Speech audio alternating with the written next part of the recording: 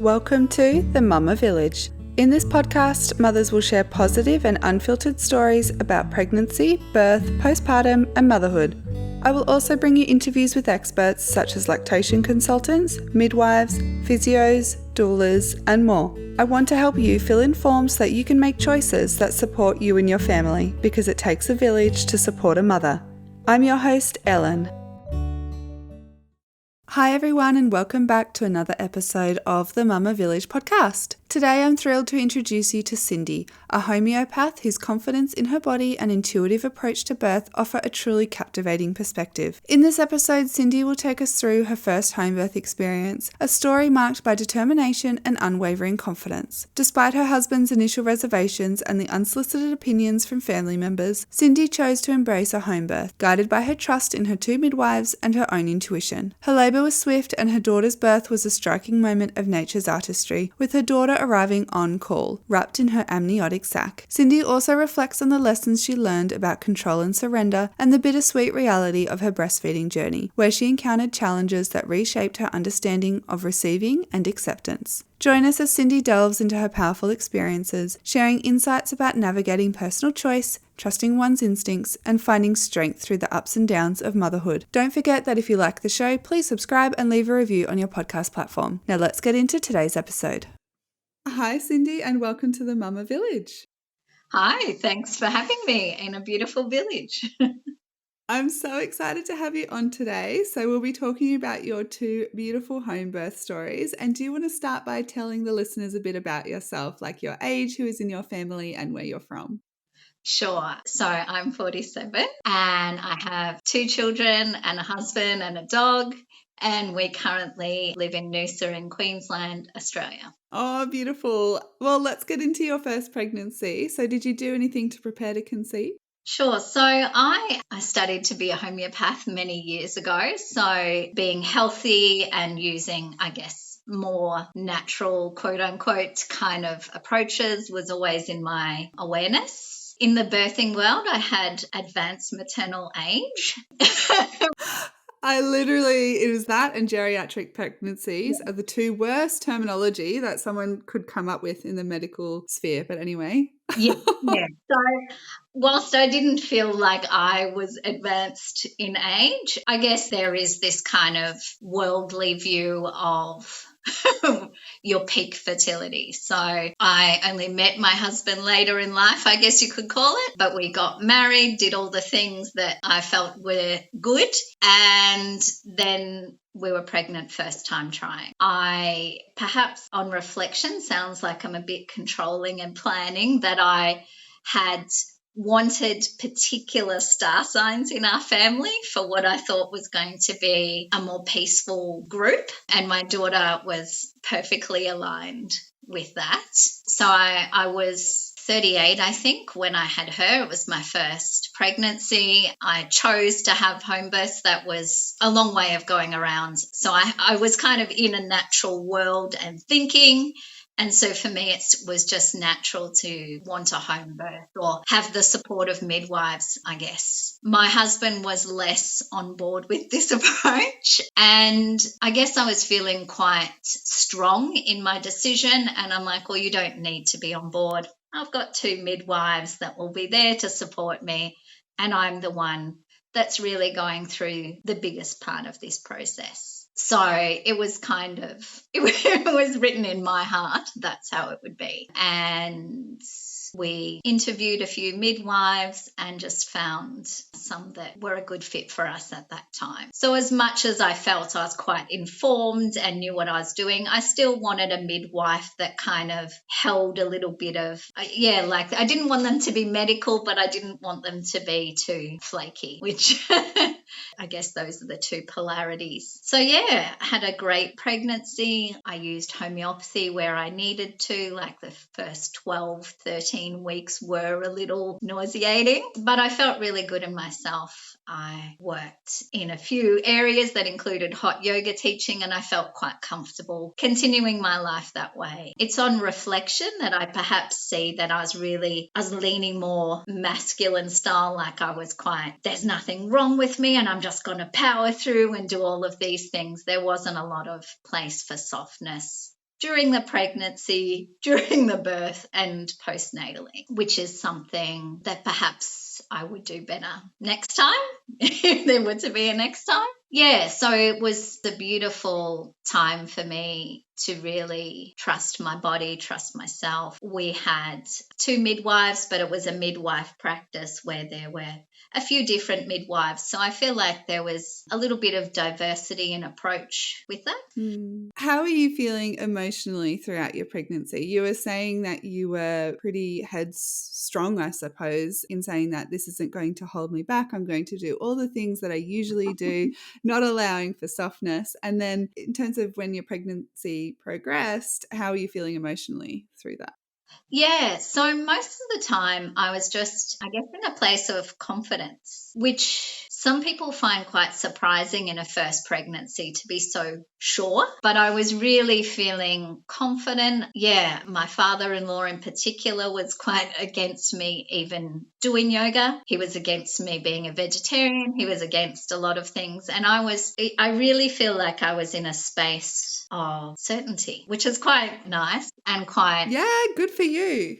in a first pregnancy, I guess. So, yeah, I wasn't really doubting anything. I'd sometimes watch like beautiful home birthing videos that made it look easy, I guess. And so, yeah, I feel I was really confident. It was really only towards the end of pregnancy that a little bit of doubt came in. And that's because I would say I'm quite good at a longer pregnancy, or maybe the statistical dates of things didn't line up. So I birthed at 41 weeks, 5 days. And my midwives were kind of talking like after 42 weeks, we might need to discuss where we're going from here. The day of birthing, I had booked in an acupuncture appointment to try and bring on the arrival of my darling child. So did you know that did you know the gender? No. Yeah, okay. So did you have any scans? I went most of the way without any scans, but then one of my midwives convinced me I should, it wasn't a strong coercion, but she was like, can we just check the placenta position? And being quite informed, I'm like, that's a relevant thing to check. It was with an obstetrician that I just kind of needed to tick a box for Medicare or whatever. We had a quick scan to check that. We didn't look at anything else, and it was very quick, over and done with. So it sounds like you had this really deep trust, and that's to do with your background in natural health and that sort of thing. Is that where all of that came from? It's a good question. I don't know where it came from. It may also be a stubborn streak from way back. Nothing wrong with that. Nothing wrong with being sure of yourself. So, yeah, I don't know. I guess so. The homeopathy, I did a health science degree for that. And there's a bit of trust in your body with a yoga practice as well as teaching yoga. So maybe it was all of those practices. I was actually talking with a friend the other day. Maybe that was just the energy of my daughter coming in. As we've just said, I didn't know that it would be a daughter, but we really my husband and I had only agreed on one name that was a girl's name. So. Wow, meant to be. Yes. Oh, I love that. And you talked a little bit about, you always wanted a home birth. So was your perception of birth a pretty positive one before you fell pregnant? Yeah, definitely. And that's where part of my desire to have a home birth was. I kind of think of hospitals as a place to go when you're unwell and needing help. And to me, birth really felt like a natural body process. I didn't necessarily think it would be easy, but I felt that it was something normal that you would go through, I guess. Yeah, not inherently an illness or an emergency that Yeah. we're so commonly taught to believe. Yeah, it didn't feel like a dangerous situation or something that I needed to be, prepared with all the things. Yeah. I love that. So did you do anything to prepare for birth, both physically and mentally? Well, I think part of my mental preparation was the watching of YouTube videos of women birthing birthing really peacefully, I think would be the way I would describe the videos that I was interested in seeing. And my husband and I, we did a course that was a little bit, like it wasn't hypnobirthing or anything like that, but it had an influence, I guess. And it was particular to a couple where there's one person birthing and the other person, what can you do to support? So my husband was a little bit more in the, I don't know what I have to do mentality, whether that was about birth, whether that was about this new baby. So he definitely doesn't work as a homeopath. So he needed a little more, I think, direction of what things he could be doing and how that would be helpful. He did fall asleep in that when we practiced kind of like a meditation thing, he fell asleep. I mean, in fairness, I feel like it is designed to do that because those meditations, at least with hypnobirthing, are designed to relax you so completely. So, Right, because yeah. that's not really the support I was after, the sleeping person. Yeah. And so you mentioned, did you say that he had some concerns about home birth? Like, what was his Yeah. perspective of it? And did he have any fear? I think he had fear because I guess the implication in home birth is that he has a certain role to fulfill, and that was fairly undefined. But I guess as it came more to the time, it was more realizing it was just, I guess, like the kind of the idea of a midwife is someone that's with you, and that's kind of all that was required from him. We had a hired birthing pool, and so that was kind of like, I need you to sort out the tap thing to get the hot water into it or whatever. But we never ended up using the birthing pool anyway, so Okay. So it sounds like there was just a bit of uncertainty with what his role would be throughout your labour yeah. and birth. And I think it's, for me, within my peer group, it was very normal to have a home birth. And within his peers, it was very unusual. And so even in conversation, I would be quite happy to start this conversation about, oh, I'm home birthing and I'm doing this. And for him, he would just kind of, if people asked where the birth was going to happen, he would say the suburb that we lived in because there was a hospital in that suburb. And so it just meant that he didn't need to explain to anyone else about it. So, yeah, that was the very different dynamic. I was quite excited and he was like, oh, but what if? But my my blinkers were on. It was just going to be perfect and fine. So. Yeah, that's amazing, especially when you're dealing with this dynamic of two totally opposite views about how birth or what birth should look like in terms of where it should be and who should be around. To navigate that would be quite difficult and then still be able to remain laser focused on the home birth that you desired. So that's amazing. Well, let's get into your birth story. So how were you feeling towards the end of your pregnancy and how many weeks were you when labour started? Yeah, so we were at the 41 weeks, 5 days. So I was feeling quite good in myself, but it was that background pressure of, in the home birth world with a midwife, 42 weeks is kind of a trigger point of potential intervention. And so I was feeling quite good. I remember waking up in the morning and it was dark, but there was a full moon and I'm like, I think it's today. And I told my husband that and he didn't see any sign of it. So he said, oh, I'll go to work.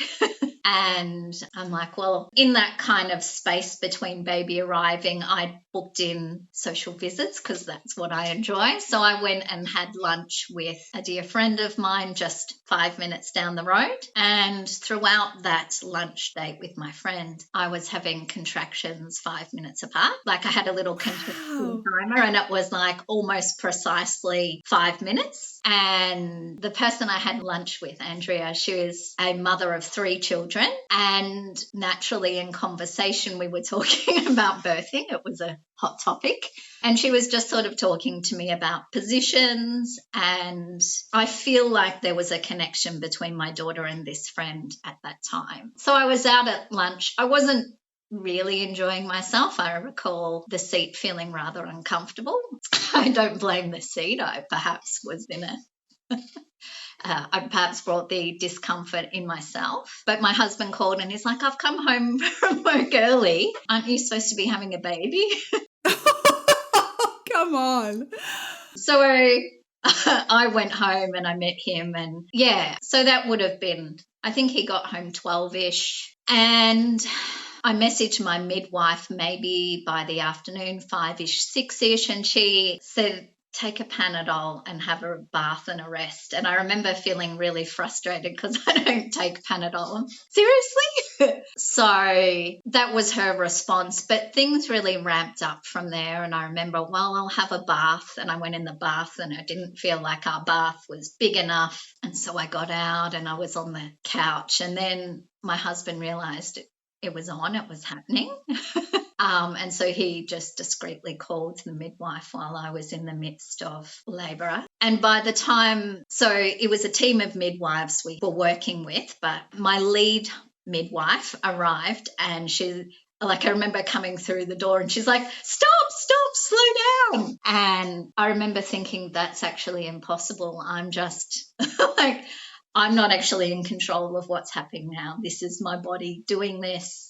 There's no stopping it. And so she arrived my daughter was born within 20 minutes of her arrival. So Wow. it's kind of interesting because then it was really my husband that was there with me in the role that I was expecting the midwives to take. And I remember my midwife was just wanting to get everything set up. And because she heard from the phone call what stage I was at, I actually had 3 midwives arrive during my birth because they were all like in this, oh, quick, we've got to get there sort of panic. Maybe panic's not the word. But yeah, so I guess in a way, I think I really did a lot myself, which you do in birth, but there was the trust there. My daughter's head came out and her head was still in the caul. And Wow. like my husband still remembers her looking at him through the sack. And I remember going, oh, that's actually amazing. Quick, get my camera. I love taking photos. And so I very quickly stepped back into the real world of trying to photograph that moment. Yeah, so her head came out and yeah, with birthing her body, then the sack broke. And then yeah, as she came out and the midwives are like, what's their name or something? And I knew what her name was without even them telling me that it was a girl. So. Oh, that's so nice. So from a clinical perspective, I did have tearing and the midwives were able to suture that, which was done on my bed, lying there with my legs in the air, which is a bit unusual. I had a hammock that I thought my daughter would sleep in next to the bed with having that natural movement, being close. But many hours later, by the time the midwives left, she was just cuddled up next to me. And she's now 9 years old and would still like to be in that position of cuddled up next to me every night. So yeah, in some ways I had a lot of high ideals, but in a lot of ways I've also had to adapt to who this person is that arrived and what their needs are and what I can be within and around that. Yeah, totally. And it sounds like you had a fairly positive experience. I mean, I know there was somewhat of a panic that you mentioned earlier. I mean, if a midwife came in and told me to slow down, I'd tell her to get stuff to be honest. Like, that's just bizarre to me that she would even say that. But yeah, well, I think it was just she wanted to have all of her bag unpacked, basically. She thought it was that close. I mean, I believe she would have been very hands-off had she have been there longer. I think it was just hold it, we've got to be there. And, in the official rule books, I believe midwives need to have listened to a heartbeat or done something that I guess that's part of their insurance and they're ticking the box. So, yeah, I don't recall any response to her, but I had an emotional, like, that's not happening kind of moments. Yeah. And how was the birth of your placenta? Yeah, so that was natural as well, as per my desire. After birthing, I was just kind of lying back on the couch and I started to feel, once again, maybe it's a little bit of a time pressure. And because when you know things, you know what they're kind of looking out for. So I think it was around 20 minutes, half hour, or maybe it was probably 20 minutes. And they just suggested I go to the toilet and yeah, that change in position just helped that all slide out. Oh, nice. And did you do anything special with your placenta? Yeah, so I had a lady who was collecting it, and she did, I guess, a reading or something, like she stamped the shape of it, and I did get the placenta encapsulated. So I feel that was really beneficial to me around that day 2 or 3, when perhaps mood can drop a little bit. Yeah. So my belief is in this whole pregnancy and birthing that most people experience some, I don't know whether it's a surrender or a moment of grief or letting go. And so for me, the only thing that didn't work out as I planned and had high ideals was around breastfeeding. Given my background, I had such a high value on it that I was very stubborn on this front too. But I have insufficient glandular tissue, which means I'm just not going to make enough. And so there was also some grief around this whole starting of motherhood not looking exactly as I had planned. I, in fact, had breast milk bags because I was hoping to be able to donate to someone. But I really think part of my lesson around that whole situation was also being able to receive. And through doing that, like, I met a number of women who had different things that they let go. So there was one lady that donated a lot to me, and she'd had 8 years of fertility treatment to just get this one beautiful child. And for me, that was really a cinch. And I think that's part of, we need a village. We need people that have lots of breast milk or not so much, or lots of experience in different things. And it can be, maybe that was a humbling moment because everything that I'd wanted had gone so to plan.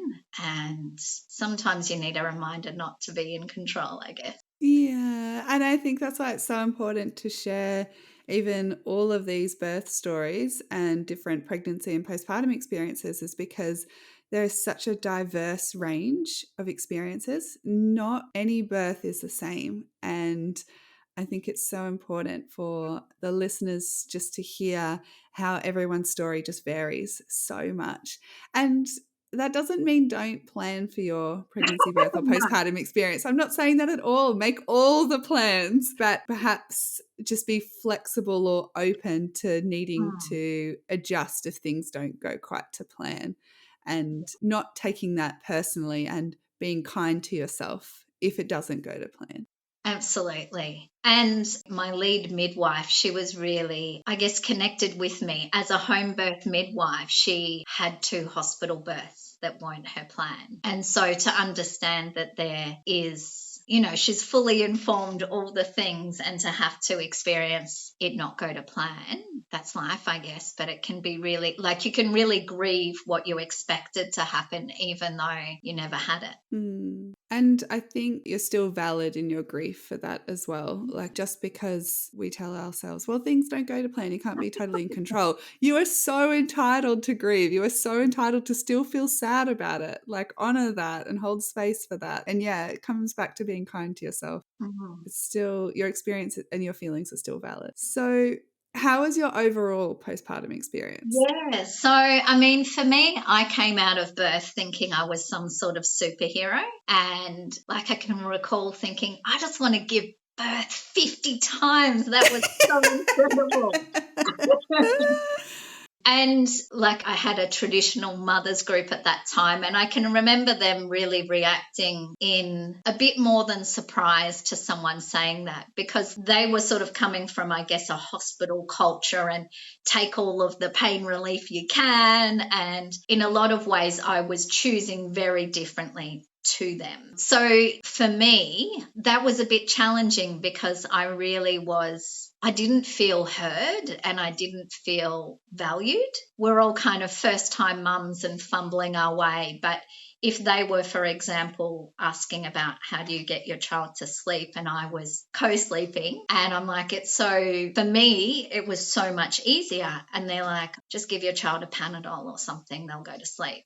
It was really so different to what I was doing at that time. I'd done a bit of research on like gentle parenting or aware parenting. And I was really trying to embody that as best I could. And that's maybe not what the majority are doing. So I felt quite isolated at time. In addition to that, so as I kind of mentioned, I had donor milk from beautiful mums donating to me. And so I spent a lot of time on the road trying to really ensure that my daughter had this full breastfed baby situation. But it was also such a wonderful time. So I definitely look back with fondness. But as I mentioned earlier, like I really was kind of still in that masculine kind of thing, like I've got to get things done and I'm not going to be waited on. There's nothing wrong with me. I've just given birth. I'm not an invalid. So I guess that was I don't think that was the optimal way to do it.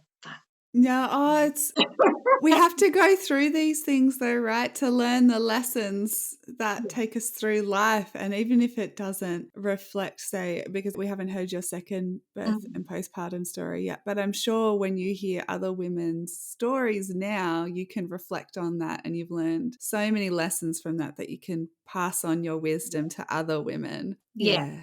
Well, I definitely recall before my daughter was born, I was in a particular part-time role, and I was speaking with a lady who was my boss, and she had 4 kids and her first were twins, and she was like, you need to rest and paint your nails and do all the things, that you can do by yourself now, because it's going to be a long time before that's simple for you again.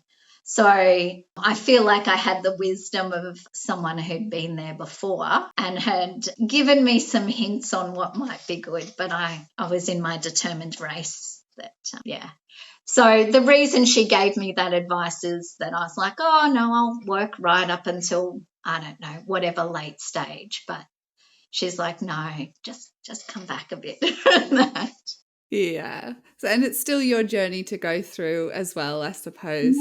For me, I remember I received so much advice, some great advice, some not so great advice throughout my first pregnancy. And I just blocked it all out. It was like I had the blinkers on, like you were talking about. And it was just something that I needed to experience by myself, I suppose, to learn all the lessons that I now hold dear now.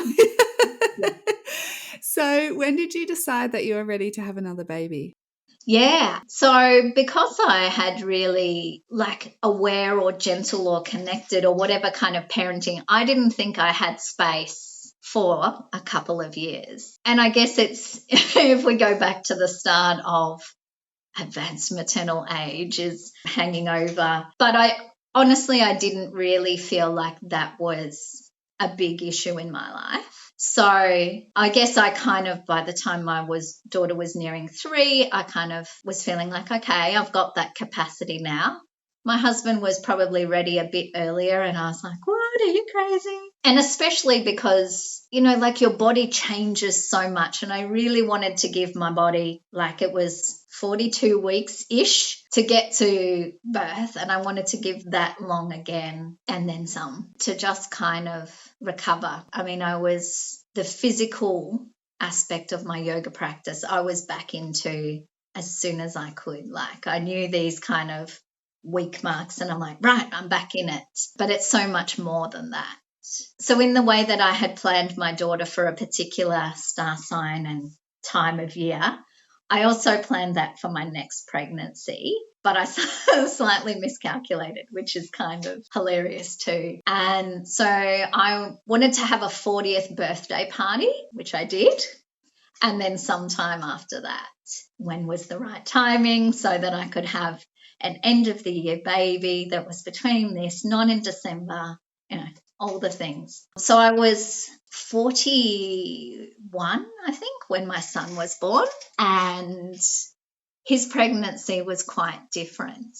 Strangely, a second pregnancy, I had more doubts. I still wanted a home birth, and I went with the same collective of home birth midwives, but physically he felt bigger. I used to joke with my daughter about how my son had pushed my belly button out, which didn't happen with her. It just felt so much more cumbersome.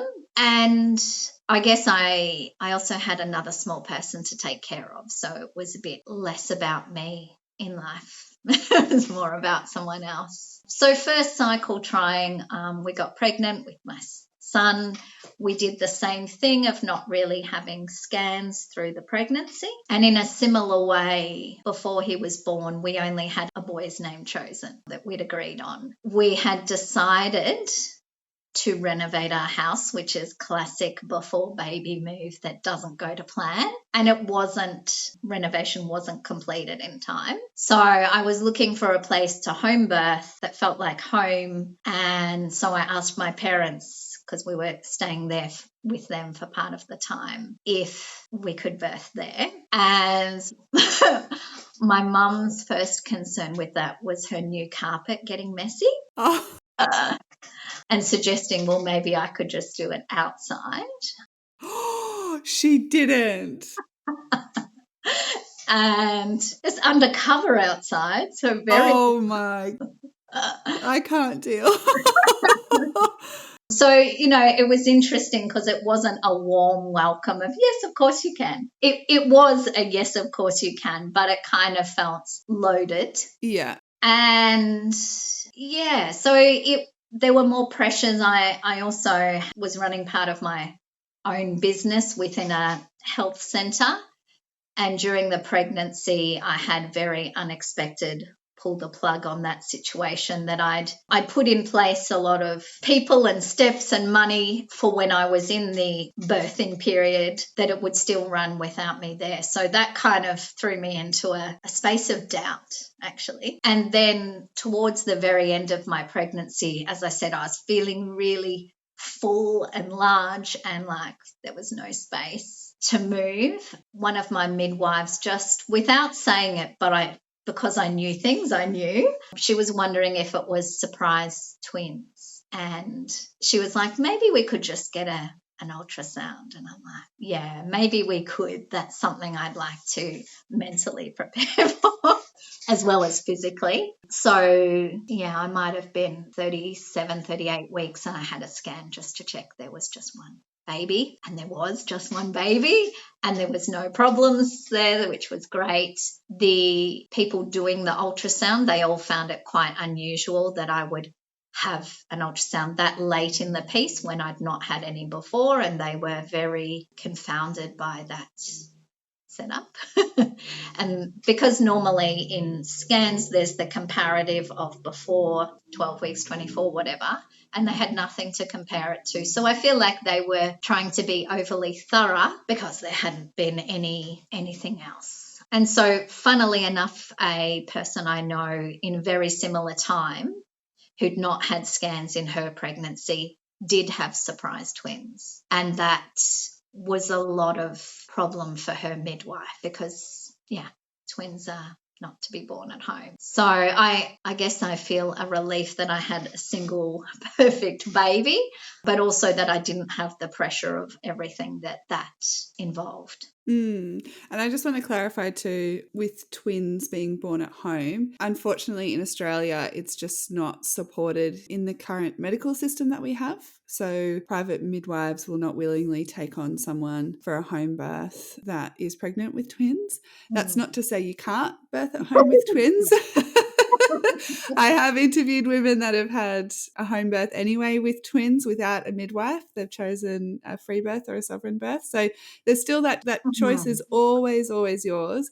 Yeah. But yes, unfortunately in Australia, twins are considered high risk and you can't get a midwife to support you at home, which is hopefully will change one day, but that's just the way that it is at the moment. Yes. And so, yeah, the midwife practice that I use, they're quite strong advocates, but the one that I had, she was like, it's really not fair to twin too. So that was her belief that could not be shifted. And I'm like, wow, luckily that was not part of my story. And I guess that also brings up at that point the question of what I wanted to do, because it was so important for me not to be birthing in a hospital and full of interventions. And if your midwives won't support you, if that is your outcome, it's really a tricky place. Totally. And so how did your perception of birth evolve throughout this pregnancy? So from having the experience of saying I was really in the masculine and I can do everything and that I will have resting afterwards, it didn't come to fruition as I planned. Welcome to life. And in fact, that's a lot of the story of my son. Like, I can have the best laid plans, but he arrives, well, he was conceived, he came in at the time he wanted, not when I wanted. And, like, there was a lot of, I wanted to have this renovation completed and this beautiful bathroom that I was going to birth in. It was so lovely. And I'm birthing at my parents' house, in the house I grew up in. So I felt life felt a lot more out of control. And that's not necessarily scary or bad, but it's, I guess, a surrender. So I had hopes of doing like the 40 days at home afterwards, but we were at my parents' and then we moved back to our house and, it didn't look the way that I had pictured. So that's a great thing, only on reflection, not at the time. Yeah.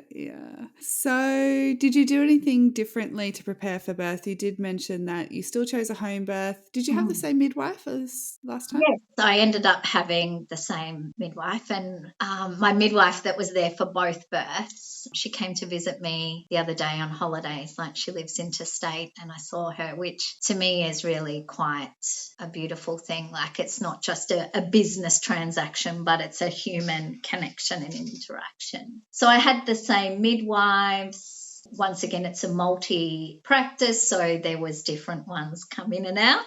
And actually, on the time that I did birth, there was a brand new midwife there. So the feeling in myself was like, I am just too full and I cannot cope. Physically, like, I was really could not believe the size of my belly. My second pregnancy. And so that really, rather than having a midwife pressure of, you're getting close to 42 weeks, it was very much driven by my own sense of comfort. My mum does some alternative therapies, and so I was staying with her. So I was having quite regular treatments to try to bring on the start of labour, with using like reflexology points and Bowen therapy and a whole range of things. So I was in a position that I was able to get a lot of that come in. And I was really quite excited to also have my daughter there for the birth. As part of that, I guess, generational understanding of birth. My mum's birth story is that she was legs up in stirrups and was getting cramps in her legs.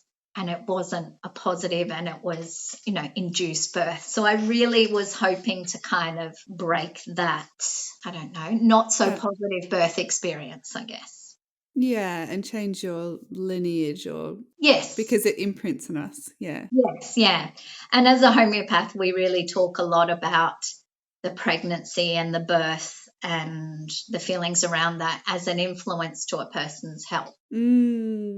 Or certain dispositions, I guess you would say.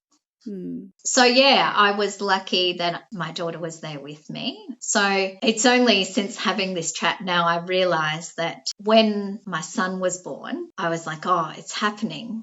And my husband was asleep, and I was finding it really difficult to wake him up, which is very much like the first preparation for birthing. So we were staying at my parents' house, and my daughter and my husband were asleep, and I'm like, it's happening. I went to let my mum know. I'm calling the midwives. They'll probably be here. For my second birth, because I'd had my daughter born in the caul, I really wanted to have a birth photographer and capture that. And I had this beautiful birth photographer, and we'd talked about how exciting it's going to be to capture that. And so I let her know it was happening as well. Because of the story of my first birth, I think the midwives were there a lot earlier, because there was some suggestion that my labour doesn't look like the average, I guess we could say. And so they got there after midnight on whatever day, and he was born before sunrise. I should know times, but I have more of a visual than a numbers about it. My parents had this big spa bath, so I'm like, this time I am going to make it into the water. And my daughter and I had picked roses earlier that day. So we'd put those rose petals in the bath, and that felt really significant to kind of have that connection. My daughter woke up at about 2 a.m. and she came down to find an unfamiliar midwife and one she knew. And so, in fact, my labor kind of stalled because I was needing to reassure her and give her space. And I have a photo of me at the time reading to my daughter a birthing book. I can remember reading to her and just crunching my toes with contractions sort of things and just trying to hold space for her at that time. So the midwives observed that things were stalling, and so they just took her to another safe space, and that allowed me to just kind of get into my own zone that I needed to be. The birth with my son felt a lot harder, and maybe that, like, I feel because it was my parents' house and my parents were asleep or not asleep in the next room, I feel like I had to be a bit quiet, like not as free in myself and my experience. I don't know if I actually did that. I don't know if that was true, but that was a feeling that I had, or a thought. And then, like, my son, after he was born and whatever later, his speech was delayed a little bit, like he would refuse to speak and would just things. And so I wonder if that's part of the imprint of his experience. So it didn't feel as free, I guess. And it was sort of, I was cornered into a space that things weren't as comfortable. And I guess I was worried about making things a bit messy. And yeah, I can also recall having my little homeopathic bottles and just kind of having things to help me through some of the challenges at that time. Yeah, so my son arrived and the pattern was very similar with, I just wanted to hold him. And then after that sort of half hour mark, I was feeling the pressure and I'm like, I think I'll just go to the toilet. And the placenta was birthed. Because I'd already had an experience, I'd also prepared for placenta encapsulation again. And I recall more of a marked awareness of when I needed that kind of nearing the day 3. Because I'd also had insight into the fact that there may be insufficient amount in breastfeeding. I had this big stock of, felt a big stock of breast milk ready. And so that's where it wasn't as much of a shock, and I could just kind of be a little more in the space and not driving all over town to get breast milk. Yeah. And so did your daughter witness the birth of your son in the end? She didn't, but she heard his first sound and came running down, and they had a beautiful connection. Like, I can still remember her just smelling him and saying he smelt like blueberry and caramel, and I just want to be next to him. Cute. Yeah, so because we were still co-sleeping at that time, she really wanted the baby to sleep next to her, but that wasn't the way it went. So yeah, she really was very strongly connected from the start.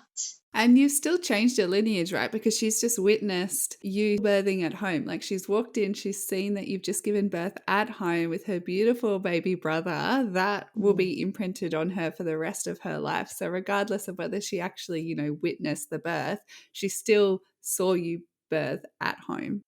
Yes. And she saw it as something that was exciting rather than something that was a medical emergency, I guess you could say. Yeah, like it wasn't something to be feared. It was an exciting moment for her. So after that birth, I was not really in the same, I want to give birth 50 times again.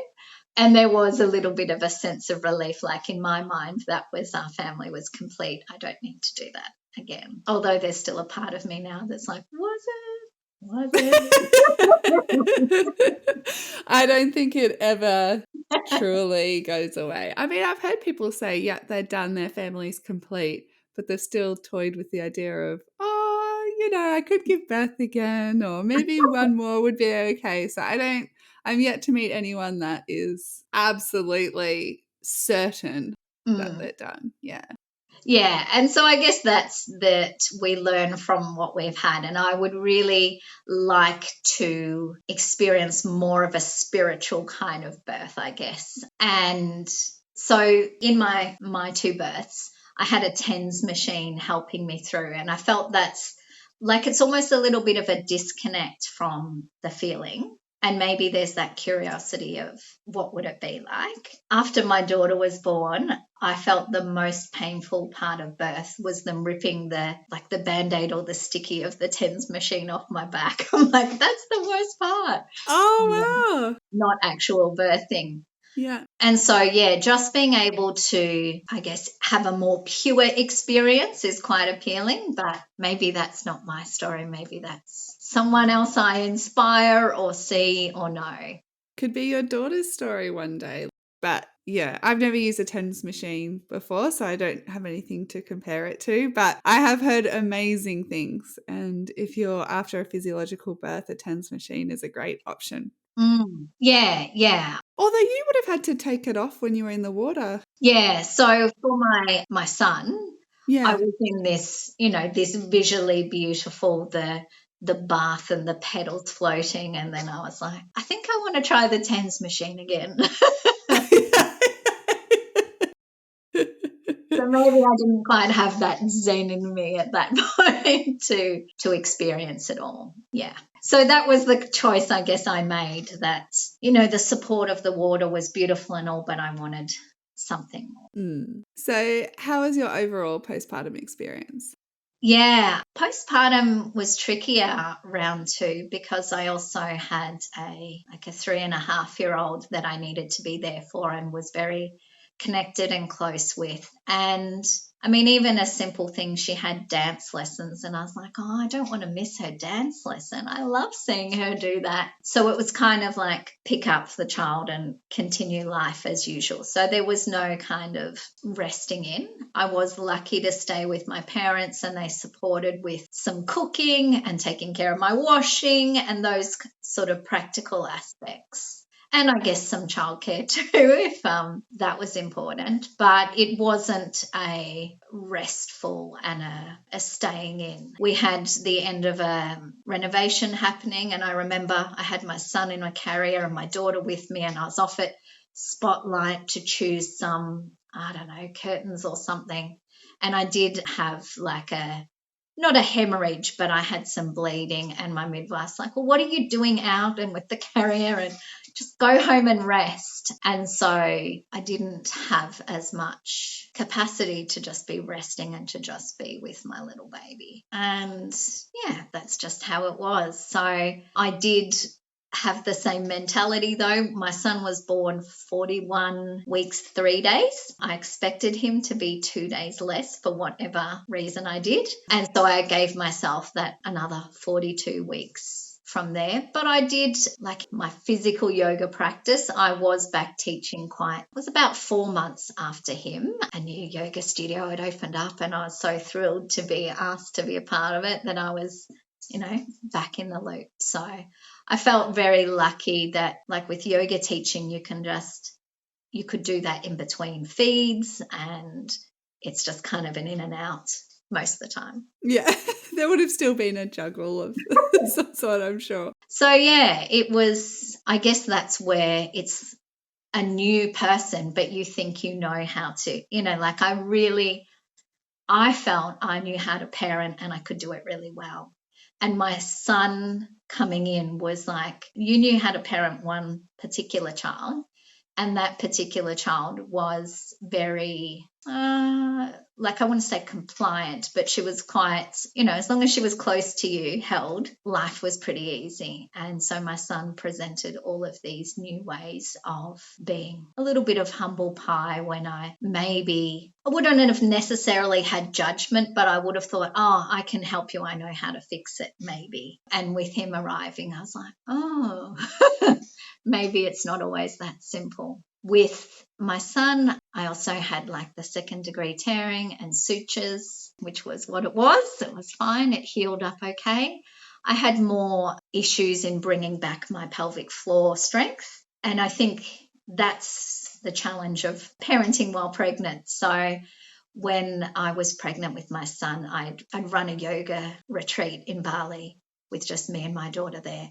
And I'd had her in the carrier so much, and I could feel that it was heavy on me, but I was like, I guess I'd had the blinkers on. No, I'm doing this retreat and she's coming with me and everything's fine. So I feel too much carrier of a healthy, delightful 3-year-old on cobblestones of Bali streets is not ideal. No, it would have put a lot of pressure on your pelvic floor. Again, though, more lessons that, you can take with you to pass on to other pregnant women that you... Yes. And I've heard myself being very I can see pregnant women carrying a little bubs and I'm like, you won't thank yourself for that later. But I suspect I would have done the same again had I had my time over. So, yeah. Yeah, totally. We all have our own lessons that I've said already a few times. Yeah. So to wrap things up, I wanted to ask you 2 things. Firstly, what advice do you have for other mothers considering a home birth based on your own experience? My natural inclination is a loud yes, do it. Me too. But it's also understanding that's not everyone's journey and not everyone has that same desire. Like for me, the potential of a cascade of intervention and even just simply, for me, one of the things I was like, I can't control the temperature and I like fresh air and I like to be out in the sun, and you can't birth like that in a hospital. But what's right for me is not right for someone else. So my big loud yes is with the asterisk, but what do you want? Yeah, I love that. I love that advice. And if you could offer one piece of general advice to do with pregnancy, birth, or postpartum, what would it be? It sounds promotional if I say go see a homeopath, they'll support you. That's okay. But maybe it's also just surround yourself with a village, that are going to make similar choices to you. It doesn't have to be exclusively who you have, but if you've got people that are like, yes, home birth because you want to, and they'll support it, it's a lot easier. Yeah, totally. Well, thank you so much for coming on the show, Cindy. I've loved hearing your 2 birth stories and really grateful that you came on. So thank you so much. Thank you. Thanks for giving me the space to tell a whole story that I'm passionate about. Thank you for listening to this week's episode of the Mama Village podcast. Check out the show notes for a link to the Mama Village Instagram page where I upload pregnancy, birth, postpartum and motherhood resources. Please let me know what you think of today's show and what you would like to hear from the podcast by leaving a rating and review. If you like the show, please subscribe and leave a review on your podcast platform. If you would like to share your positive pregnancy, birth, postpartum and motherhood story, or if you have education in the space to share, please send me a direct message on Instagram or email the.mamavillage@outlook.com. For all my listeners out there, thank you for your continuing support, and I will speak to you all in next week's episode.